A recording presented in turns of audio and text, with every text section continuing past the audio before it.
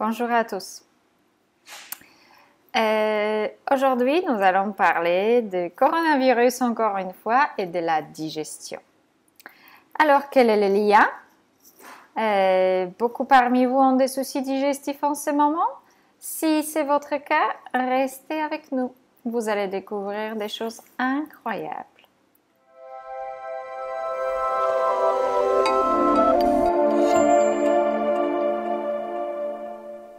Bonjour, aujourd'hui avec Carolina, expert en alimentation vivante et végétale et enseignante pour ceux qui sont passionnés d'alimentation et qui souhaiteraient voir le changement se produire dans ce monde et vous qui êtes déterminés à mettre les choses en place comme moi je le fais tous les jours. Je suis là pour vous aider et pour vous accompagner d'aller vers une alimentation qui soutient le corps physique humain. Alors, aujourd'hui, nous allons parler encore une fois des coronavirus, un sujet qui préoccupe tout le monde. Sur la terre entière, je ne pense pas qu'il y ait un pays qui a échappé. Est-ce que le virus c'est le plus grand problème ou les autres choses qui se passent dans les coulisses de cet événement? Nous n'allons pas en parler aujourd'hui, j'ignore pour l'instant. Mais bon, virus en soi n'est pas extrêmement dangereux, mais il peut causer certains soucis. Et il a un grand lien avec les soucis digestifs que vous pouvez vivre aujourd'hui. Beaucoup parmi vous, beaucoup de mes clients, de mes élèves, des personnes que j'accompagne en programme transformation vivent des grands soucis, perturbations digestives. Même des retours de syndrome de côlon, de syndrome irritable, de plein de soucis, Crohn s'aggrave, ballonnement extrême, ne pas savoir quoi manger pour que ça passe et ainsi de suite. Donc il y a beaucoup de choses qui se passent à ces niveaux-là. Alors, je vous transmets les informations d'un épidémiologiste expert de santé gastro-intestinale. Donc, c'est un très connu et très grand gastro-entérologue aux États-Unis qui s'appelle Dr. Will Bulsiewicz. Et lui, il travaille depuis plus de 30 ans sur les soucis, bon, peut-être un peu moins, il a une quarantaine, 20 ans.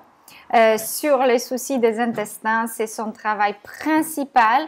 Et depuis sa plus jeune pratique, il a très bien compris que l'alimentation végétale est cruciale pour la santé de votre intestin et de votre digestion, mais également l'assimilation de nutriments et un microbiote qui est équilibré et correct. Alors, quel est le lien entre le virus et toutes ces perturbations? Alors, le virus, chez les personnes saines et qui se défendent de tout ce qui se passe dans le poumon, donc ça veut dire que le virus ne pénètre pas plus loin, mais si vous avez attrapé à un moment donné, vous aurez à avoir une légère ou plus importante dégradation au niveau digestif. Ça veut dire que ces virus vont aller dans vos intestins et faire un petit peu de dérangement là-dedans. Ce n'est pas très grave parce que vous n'allez pas avoir des symptômes de maladie, absolument pas. Mais votre digestion peut s'aggraver selon cet instant-là. Alors, comment faire pour éviter un maximum de soucis digestifs? Alors, pour tous les crudivores, si c'est votre cas, que vous ne digérez vraiment plus grand-chose, que vous avez diarrhée, ballonnement, douleurs intestinaux, à ce moment-là ou tout autre moment, vous pouvez attraper n'importe quelle bactérie en allant manger une salade au restaurant. C'est extrêmement courant en mangeant un fruit qui avait des bactéries dessus parce qu'il a un peu fermenté, ainsi de suite. C'est possible de vivre des soucis digestifs n'importe quelle personne. Ça ne s'adresse pas uniquement aux crudivores ou aux végétaliens. Et d'ailleurs, les personnes qui consomment les aliments animaux ont beaucoup plus de soucis digestifs que les personnes qui mangent végétal. Parce que leur microbiote est très dérangé. Alors, comment faire lorsque vous, déjà avec une alimentation en grande partie au moins très saine ou que vous désirez aller vers ce sens-là, se dégrade? malgré tous les efforts que vous puissiez faire. Alors, à ces moments-là, il y a quelques outils qui peuvent être extrêmement efficaces et que j'utilise moi-même avec moi et mes clients et voilà, avec tout le monde pour pouvoir passer par ces petits moments où les choses sont trop difficiles. Alors, il y a différentes solutions qui peuvent adapter à différentes personnes. On peut tester 2-3 petites choses. Pour certains, manger principalement des bananes et pas grand-chose d'autre agit très très bien. Pour les autres, ça ne va pas marcher du tout puisque fructose va les déranger beaucoup. Tout dépendra de ce qui passe dans votre intestin, tout simplement dans le sens des bactéries. Hein, donc, on ne peut pas détecter quelle chaîne ou quelle bactérie vous avez attrapé. Donc, on ne peut pas savoir si c'est les protéines ou les différents sucres que vous connaissez certainement sous le nom de FODMAP qui vont agir d'une manière irritante sur l'instant. Ça ne veut pas dire que ce sont des aliments qui ne sont pas sains. C'est des merveilleux aliments. Mais peut-être aujourd'hui, sur l'instant même, ne vont pas arranger les choses. Alors, à ce moment-là, première chose qu'il faut faire, si vous n'êtes pas au 100% végétal, il faut passer au 100% végétal. Ça, c'est la clé. Si vous avez des produits animaux ou transformés aussi dans votre intérieur, le microbiote est perturbé. Ce de quoi les bactéries dans l'intestin ont besoin pour vivre, ce sont des fibres. Et ces fibres existent uniquement dans le monde végétal. Si vous êtes dans le cas où vous ne voulez pas juste travailler sur un microbiote équilibré, mais vous avez déjà un souci digestif sur l'instant, il faut simplifier votre alimentation et la baser sur les fruits qui ne fermentent pas. Et là, le choix n'est pas extrême, surtout en ce moment-là, parce que ces fruits que vous pouvez manger vraiment à volonté et qui n'auront pas un effet fermentescible dans votre côlon sont par exemple la papaye, les raisins de toutes sortes, pas des raisins secs, des raisins frais, une des bananes pas trop mûres, donc à peine jaunes, c'est tout. Vous ne pourriez pas en supporter plus si vous avez la diarrhée et les coliques. Troisième chose, ça sera des melons, quatrième. Et bonne nouvelle, les oranges et les mandarines clémentines que vous pouvez manger à volonté. Elles ne vont pas, même si c'est peut-être pas doux pour l'intestin parce qu'il y a de l'acidité, mais elles ne vont pas déclencher fermentation si vous avez un ventre extrêmement ballonné. Ensuite, les aliments que vous pouvez manger vraiment à volonté sont des feuilles vertes comme les salades de toutes sortes et les plantes aromatiques, la mâche et aussi des carottes crues et cuites. Et n'hésitez pas à ce moment-là prendre vraiment des carottes cuites aussi, elles vont apaiser le système digestif. Le riz, surtout blanc lorsque vous avez vraiment une gastro. Riz complet par la suite pour ensemencer les bonnes bactéries. Les céréales, ce n'est pas peut-être un aliment idéal, mais il est très intéressant. Les céréales brutes complètes sans gluten, je précise. Donc comme le riz, le millet, le quinoa, le sarrasin entier, d'accord, cuit, sont très doux pour la digestion et leurs fibres nourrissent une multitude de merveilleuses bactéries dans votre côlon. Alors, lorsque vous ne pouvez pas consommer sur l'instant beaucoup de fruits variés, les fraises sont excellentes aussi.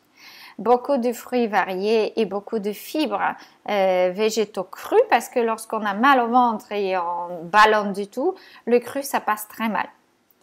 Alors, il faut reculer un petit peu et inclure les aliments qui permettent d'assainir l'endroit, d'apaiser les choses, de dépasser les soucis et aller après vers une diversification alimentaire ou un passage vers de plus en plus de cru selon la tolérance. Mais ces bactéries peuvent être très agressives et déclencher vraiment une sorte d'inflammation intestinale. Donc, il faut vraiment prendre soin de soi à ces moments-là et ne pas s'enfermer dans le Moi, c'est les jus, les jus, les jus et je fais rien d'autre. Vous pouvez vraiment mal finir à ce moment-là. Il faut de la stabilité, il faut de la force. Et n'oubliez pas, aliment phare pour ces instants-là, c'est la pomme de terre. À la vapeur, en purée, les courges différentes aussi et la patate douce selon vos tolérances à la patate douce aussi. Parce que certaines personnes vont être très sensibles au fructose et ça peut commencer à déclencher des ballonnements. Mais si ça passe très bien, c'est un aliment merveilleux. Pommes de terre, n'oubliez pas, beaucoup plus puissant que les céréales, antiviral, antibactérien, antifongique, extrêmement puissant. Si vous pouvez supporter, mangez-la avec la peau. La peau des pommes de terre, ou au moins cuisiner à la vapeur entière avec la peau et éplucher délicatement après. Donc vous enlevez juste les fils, mais vous gardez tout ce qui était sous la peau. Pour l'intestin très sensible et à vif sur l'instant, la peau épluchée, donc enlevez une fois cuite, juste pour que ça soit les petits films et que les nutriments passent dans la pomme de terre. Mais cette pomme de terre peut vraiment vous sauver la vie. N'oubliez pas qu'après les fruits et les feuilles vertes, c'est un aliment le plus riche en nutriments, extraordinaire pour la santé des humains. Donc, c'est un pilier, c'est vraiment une pierre sur laquelle vous posez deux pieds, extrêmement ancrant, extrêmement rassurant comme aliment.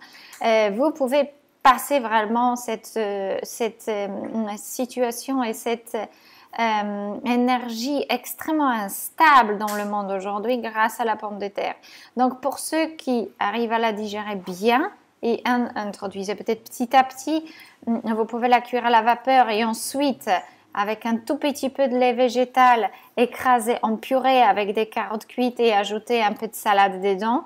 Vous avez un repas extrêmement facile à digérer, apaisant, stabilisant, mais qui va vous aider à dépasser les soucis intestinaux sur l'instant. Essayez, vous allez être étonné. Le cru, c'est idéal, mais pas dans chaque situation. Et n'ayez pas peur de pommes de terre et des aliments bruts, entiers, très sains. Voilà pour aujourd'hui. J'espère que cette vidéo vous aide. N'hésitez pas à nous dire comment ça se passe chez vous. Est-ce que vous avez vécu déjà ou expérimenté les soucis digestifs durant le coronavirus? N'hésitez pas à nous faire savoir. Et après, comment ça se passe pour vous? Comment vous passez par ces moments-là? Et quelles sont vos questions? Peut-être nous allons pouvoir répondre dans une autre vidéo. À très bientôt. N'hésitez pas à partager, à vous abonner, à appuyer sur la petite clochette pour toujours être au courant de notre nouvelle vidéo. Et n'hésitez pas à prendre contact avec nous. Tous les liens sont en bas si vous avez besoin d'aide ou si vous souhaitez aider les autres à développer cette capacité d'apprendre à manger végétal. C'est très important en ce moment dans ce monde. Il va falloir qu'on change de paradigme. L'humanité ne peut plus manger et vivre comme avant.